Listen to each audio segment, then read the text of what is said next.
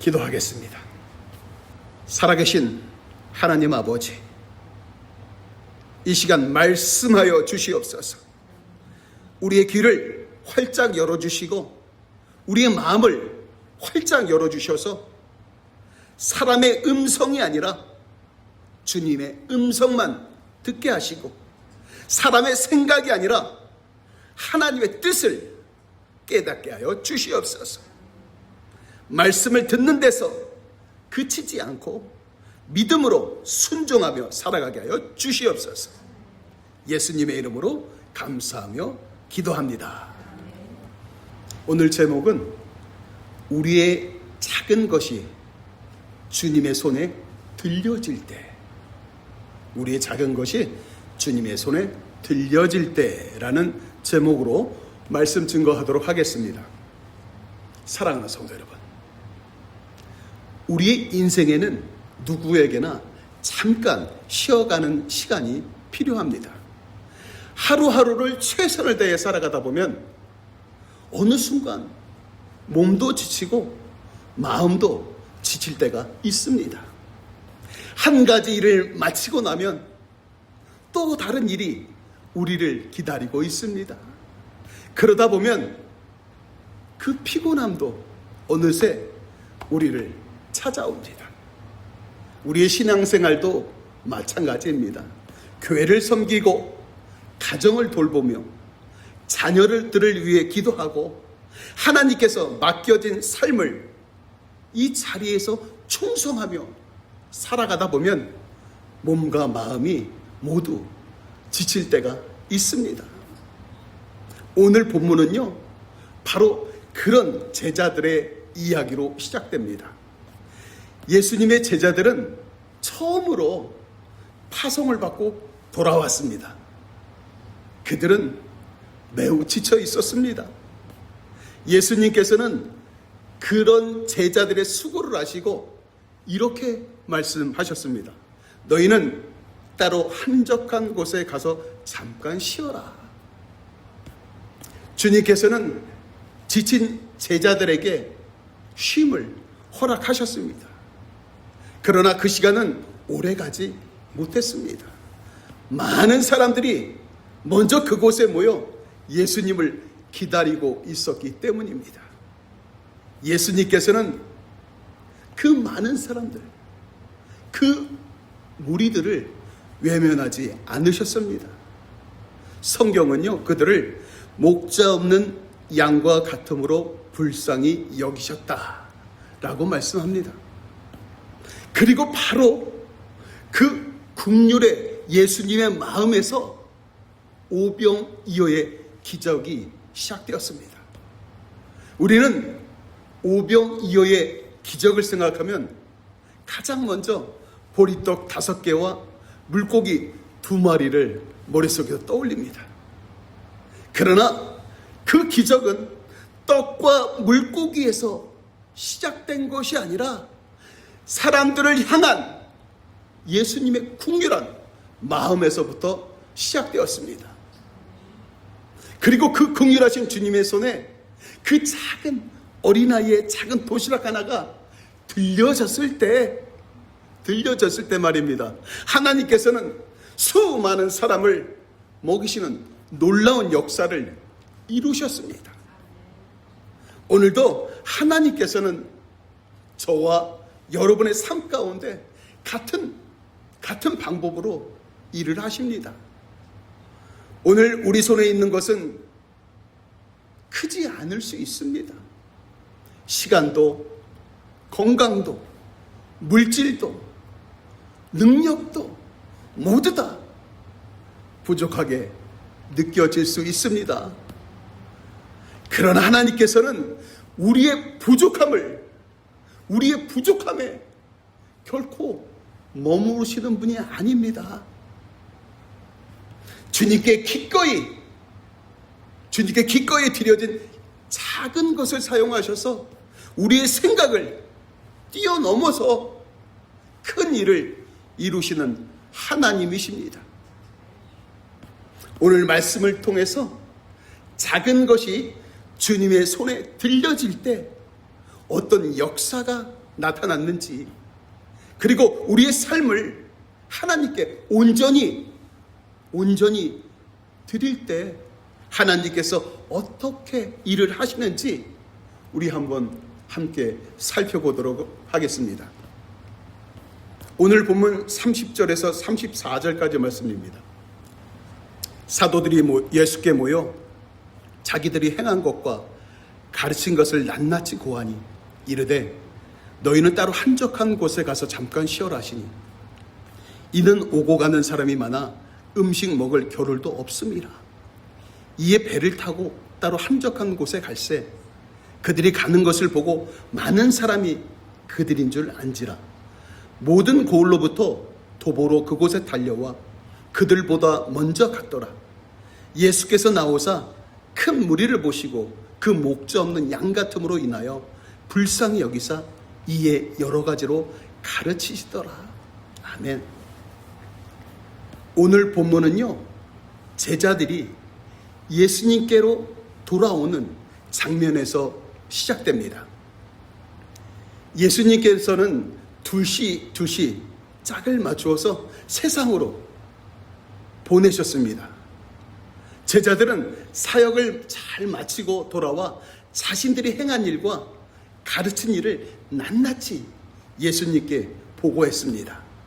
그들은 주님의 말씀에 순종하였고 복음을 전하였고 귀신을 쫓아내며 병든 자들을 고치는 하나님의 놀라운 역사를 직접 경험했습니다. 이 얼마나 기쁘고 감사한 순간이었겠습니까? 그러나 그 기쁨만큼이나 큰 수고와 피곤함도 그들에게 함께 했습니다.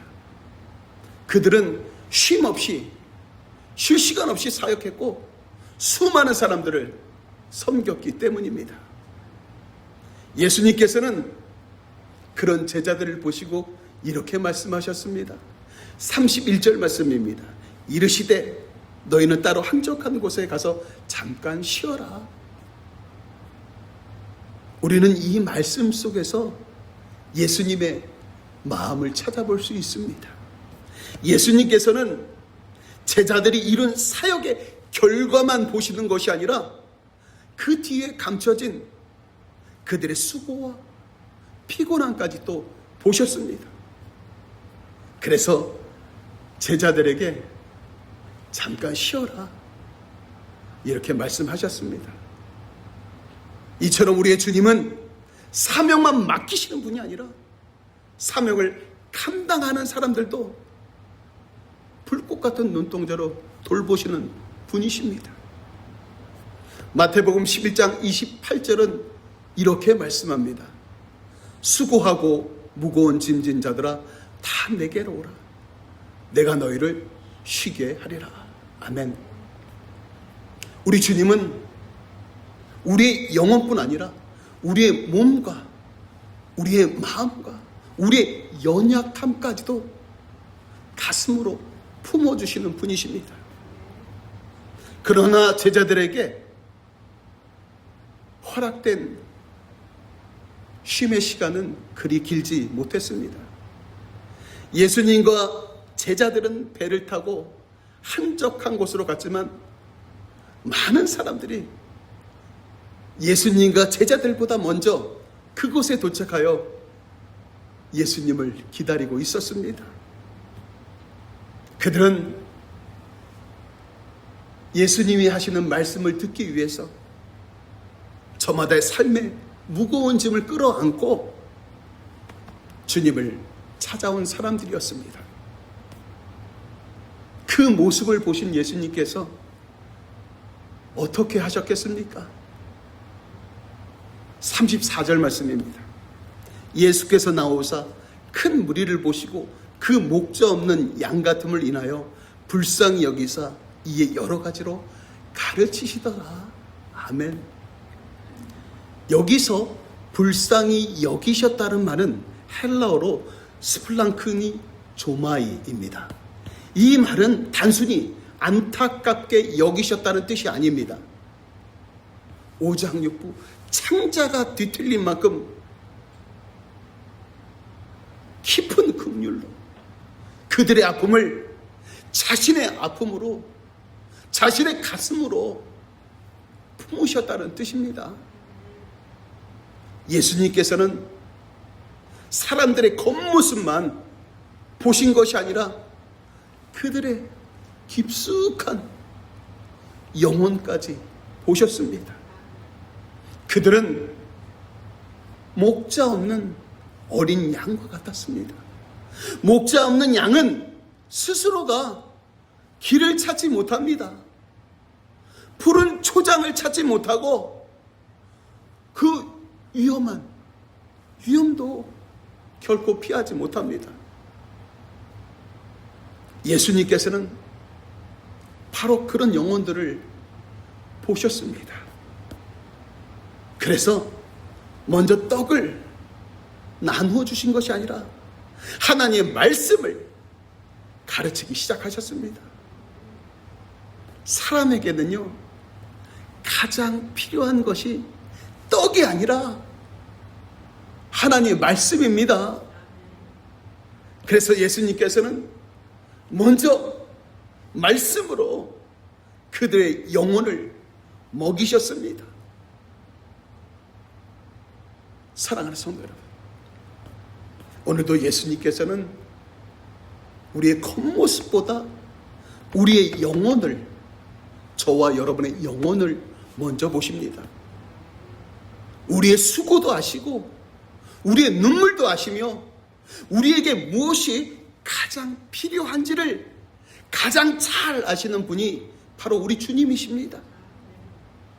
그러므로 우리가 가장 먼저 나아가야 할 곳은 어디겠습니까? 세상이 아닙니다. 주님의 십자가 앞입니다. 십자가 앞에 나아가는 사람은 결코 빈손으로 돌아오지 않습니다. 주님께서는 오늘도 이 시간에도 말씀으로 우리 영혼을 살리시고 은혜로 우리의 삶을 붙들어 주시며 긍휼로 우리를 끝까지 인도하시는 선한 목자이십니다. 오늘 본문 35절에서 41절까지 말씀입니다. 때가 저물어 가매 제자들이 예수께 나와 여쭤오되 이곳은 빈들이오니 날도 저물어 가니 무리를 보내어 두루 촌과 마을로 가서 무엇을 사 먹게 하옵소서. 대답하여 이르시되 너희가 먹을 것을 주라 하시니 여짜오되 우리가 가서 200데나리온의 떡을 사다 먹으리이까.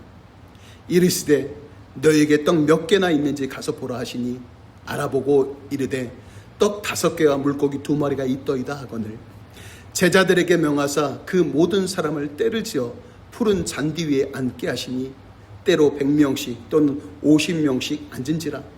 예수께서 떡 5개와 물고기 2마리를 가지사 하늘을 우러러 축사하시고 떡을 떼어 제자들에게 주어 사람들에게 나누어 주게 하시고 또 물고기 2마리도 모든 사람에게 나누시매. 아멘. 날은 서서히 저물기 시작했습니다. 수많은 사람들은 예수님의 말씀을 듣고 있었지만 그들에게는 먹을 것이 없었습니다. 제자들은 그들의 배고픔을 보았습니다. 그리고 눈앞에 현실을 바라보았습니다.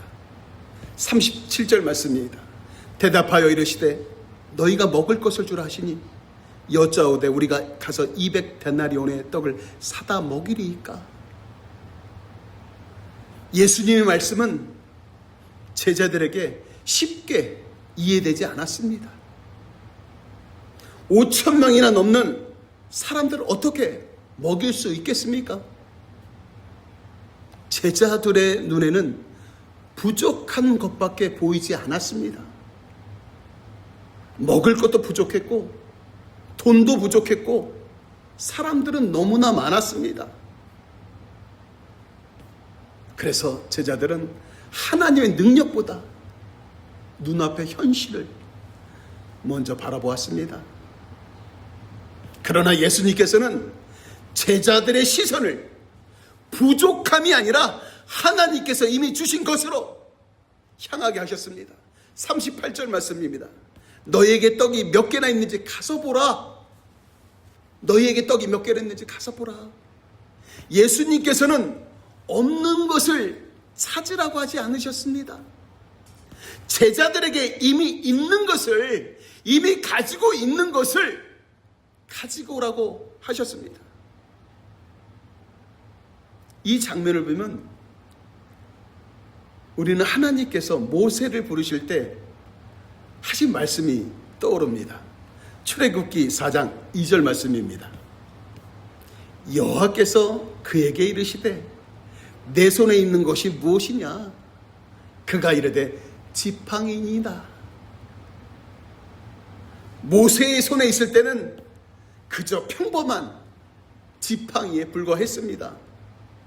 그러나 하나님의 손에 붙들리자 그 지팡이는 홍해를 가르고 이스라엘을 구원하는 하나님의 도구가 되었습니다. 오늘도 하나님께서는 우리에게 똑같은 질문을 하십니다. 내 손에 있는 것이 무엇이냐? 너의 손에 있는 것이 무엇이냐? 하나님께서는 우리에게 없는 것을 요구하지 않으십니다. 이미 우리에게 맡겨주신 것을 주님께 믿음으로 드리기를 원하십니다.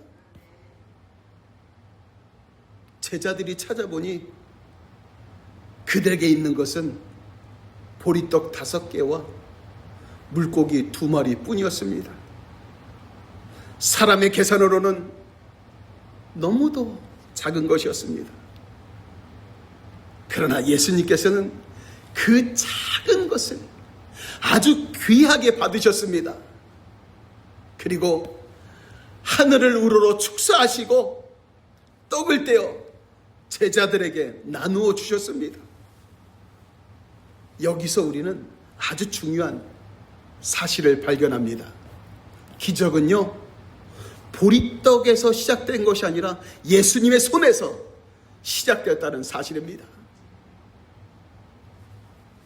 그 작은 도시락은 어린아이의 손에 있을 때는 어린아이 한 사람의 허기를 채우는 한 끼 식사에 불과했습니다.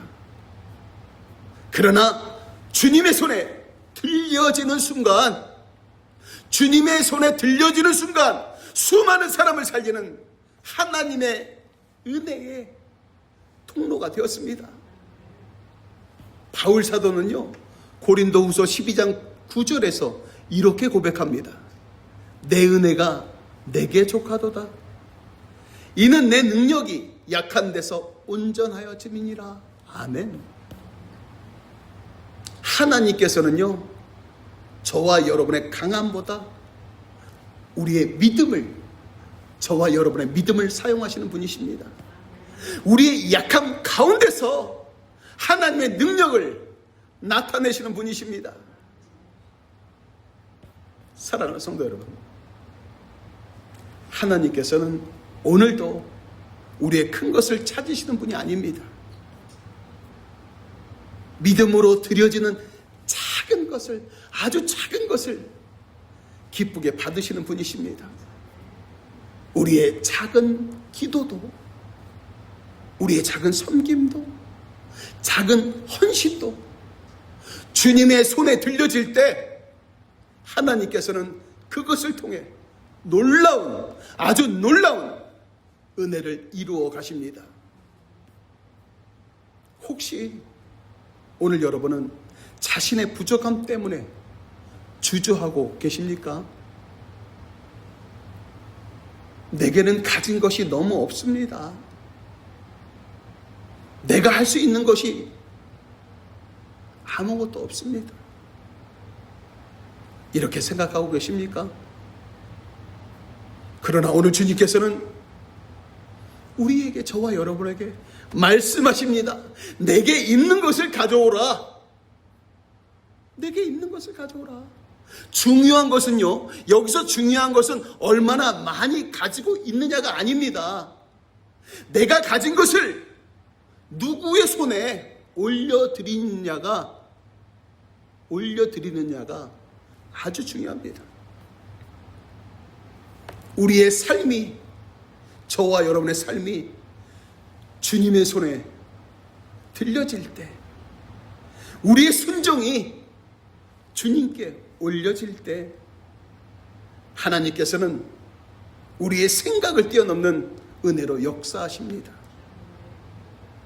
주님의 손에 들려진 우리의 삶은 결코 작지 않습니다. 하나님께서는 오늘도 그러한 삶을 통하여 놀라운 일을 이루시고 하나님의 영광을 나타내십니다. 오늘 본문 42절에서 44절까지 말씀입니다. 다 배불리 먹고 남은 떡 조각과 물고기를 12바구니에 차게 거두었으며 떡을 먹은 남자는 5,000명이었더라. 아멘. 예수님께서 축사하신 떡을 제자들이 사람들에게 나누어 주었습니다. 바로 그때 놀라운 일이 일어났습니다. 성경은요, 다 배불리 먹었다고 말씀합니다. 조금 먹은 것이 아닙니다. 몇 사람만 먹은 것도 아닙니다. 모두 다 배불리 먹었습니다. 그리고 더 놀라운 것은 12바구니가 남았다는 사실입니다. 이것은 단순히 남은 음식을 기록한 말씀이 아닙니다. 예수님께서 얼마나 풍성하신 분인지를 저와 여러분에게 보여주시는 말씀입니다. 사람의 계산으로는 처음부터 전혀 불가능한 일이었습니다.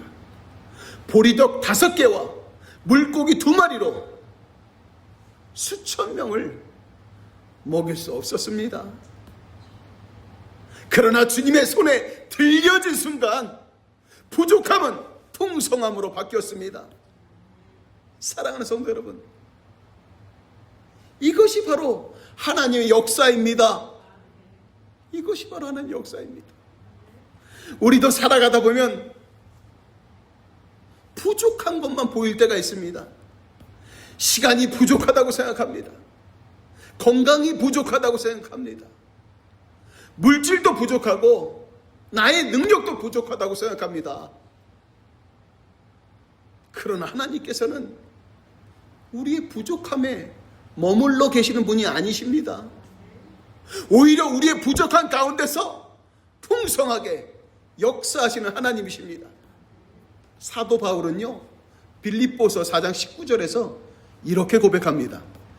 나의 하나님이 그리스도 예수 안에서 영광 가운데 그 풍성한 대로 너희 모든 쓸 것을 채우시리라.